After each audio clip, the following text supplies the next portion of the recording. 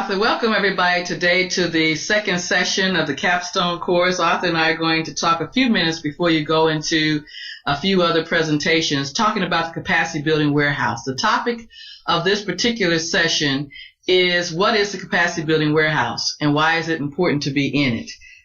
So Arthur, let's talk a little bit there are a lot of things that have come up over the past year once this warehouse was created, and I really need to make sure people know what it's about and why they should be in it if they're not in it, and those who are in it, how to make sure they're really taking full advantage of it.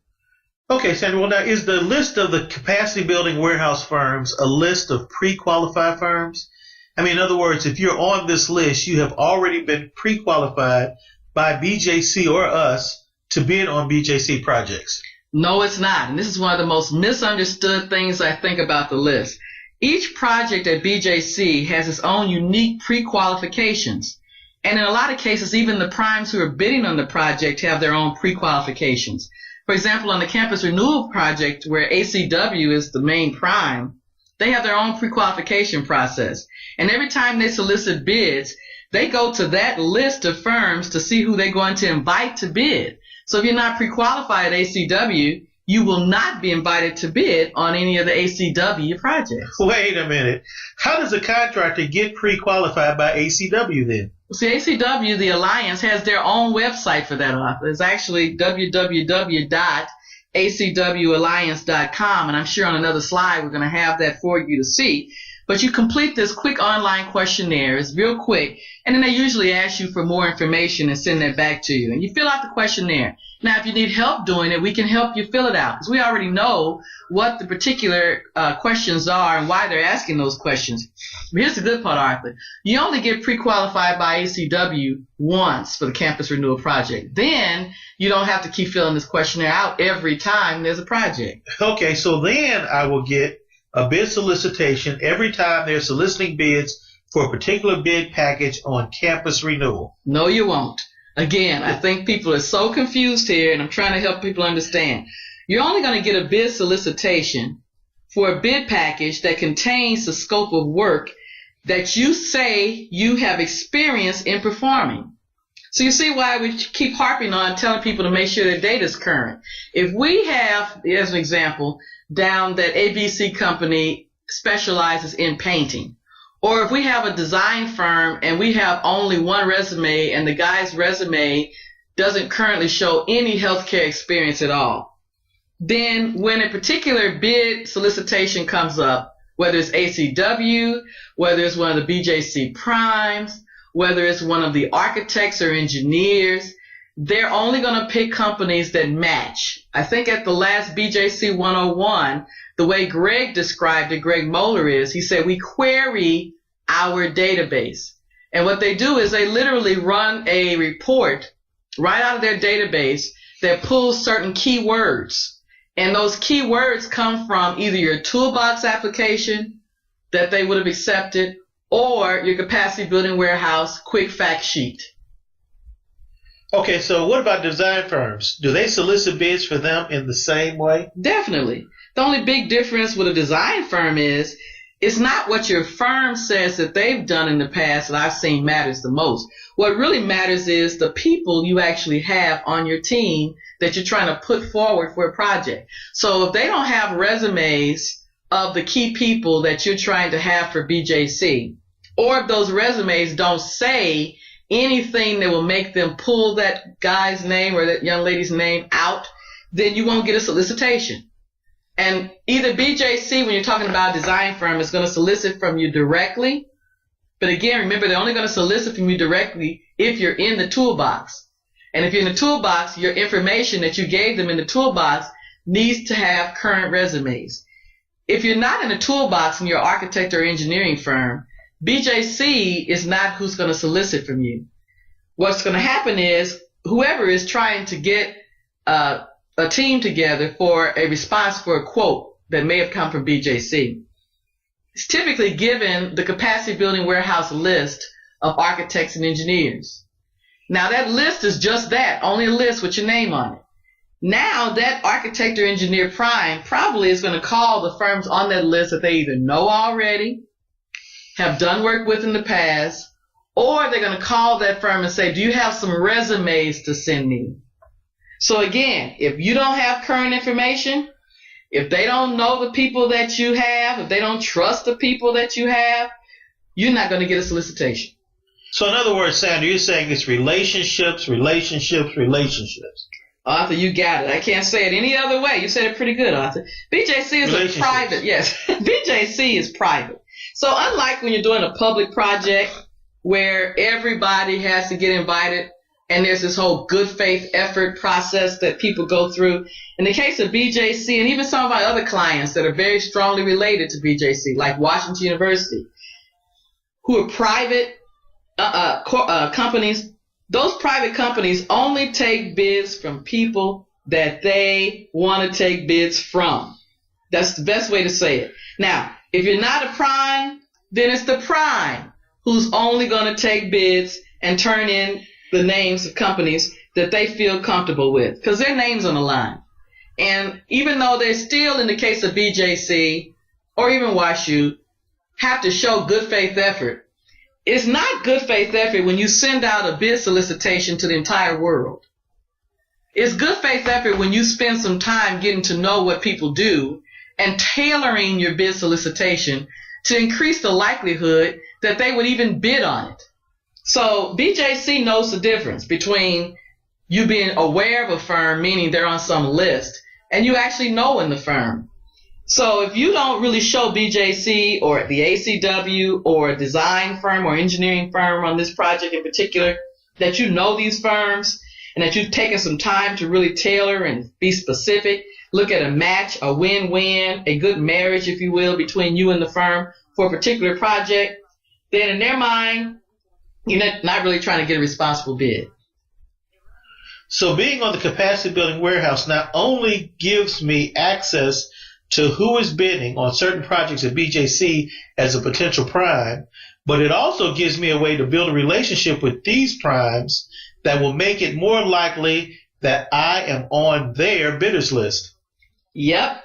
And we had a question come from BJC 101 that asked Greg Moeller directly, did he put or was he planning to put all of the projects that they have and all of the requests for quotes from architects and engineering firms and construction management firms on some database or on some website where the whole group could see it?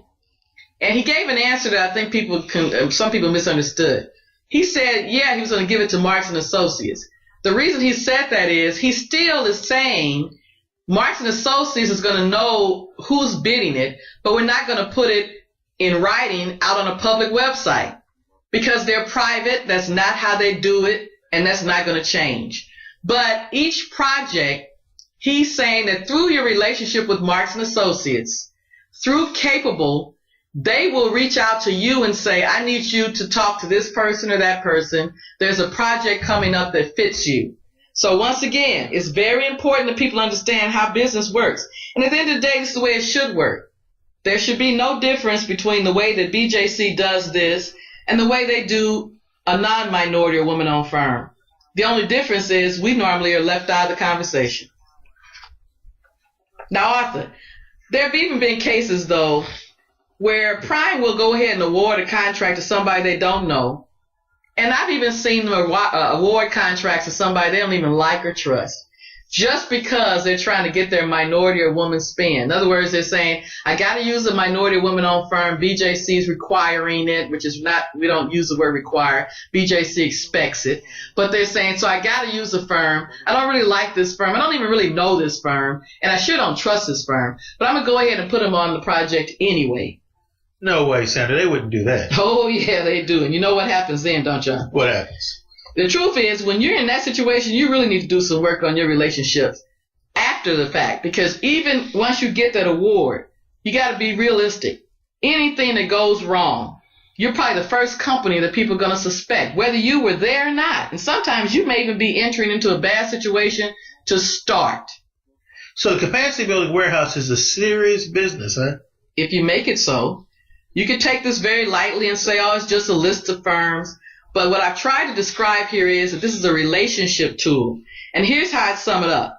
When you take the time to spend some time building the relationships that matter at BJC, or I would tell you with any client, you're going to eventually get a return on that investment, whether it's a direct contract with BJC or whether it's other projects that the toolbox firms are on because they now know you. Without this warehouse, this would be really hard to do. It would take a lot of time. You'd have to spend a lot of time researching to find out who to call, what project should I talk to them about, when should I call them, what can I say that'll get their attention, who can give us a reference to verify the work they've done. All these things that we as Marks & Associates and the diversity consultants for BJC have been hired by BJC to do for you. I know firsthand, and I'm sure if people would talk to any of the firms that you see on the website who are already on the Campus Renewal Project, several of them will testify that it was a direct connection made between them and the right person at the right time that made it happen. And they'll tell you that it really does require that you spend a little time, because you're not going to automatically get people to send you any kind of request for proposal or request for a quote without that effort. But if we don't know you, we being Marks & Associates, and it's not Sandra knowing you or Arthur knowing you, but the key people who know what construction is, Arthur. Let's face it, you and I couldn't tell people whether somebody can do a 3-inch wall or a 5-inch panel, whatever that is. But we have people on our team that do know that, our entire construction technical support team. And if they don't know you, then how can we possibly help you? Well, Sandra, that's a great way to sum it up. But Sandra, is there any way that you could please put this in writing? Well, Arthur, you know what? I did. You did? I wrote a letter, and you're going to see it in a minute, and the rest of the team will see it, called a Memorandum of Understanding. And this letter went through several versions, because I had to have this letter approved by Greg Moeller, the Vice President of Planning, Design, and Construction at BJC, as a way to tell all the firms in the warehouse what BJC was willing to do for them, what I and Marks & Associates team is committed to doing for them, and what BJC expects from the warehouse firms in return. Well, that's great. Now, where can I find this letter? I'm so glad you asked, Arthur, because the only place you're going to find this letter is in Capable. This letter is not published. This letter is not out on some website for the whole world to see. This is personal, Arthur. So take a minute and read the letter. And everybody in this program, the Capacity Building Warehouse program, has a letter now in Capable. And I'm going to ask you all in this warehouse to hold us accountable. When you read this letter, it's going to say specifically 4 or 5 things that BJC says they're really going to try to do. If they're not doing it, tell them. It says what we are supposed to be doing as the diversity consultants. If anybody on my team's not doing it, I'm asking you to tell me personally, as a person responsible for making this happen and the one that BJC is going to put on the cutting block if it doesn't happen. So call me, email me through Capable if something's falling off the charts or not being done as we said. And believe me, if you're not holding up your end of the stick, I hope you want us to tell you, because that's what a true relationship is, Arthur, one of openness and trust. We're not playing games. We're not trying to keep things secret. And I hope everybody's being honest. Well, Sandra, I guess that wraps up this talk. You can actually go to www.capable.plan.com and log in.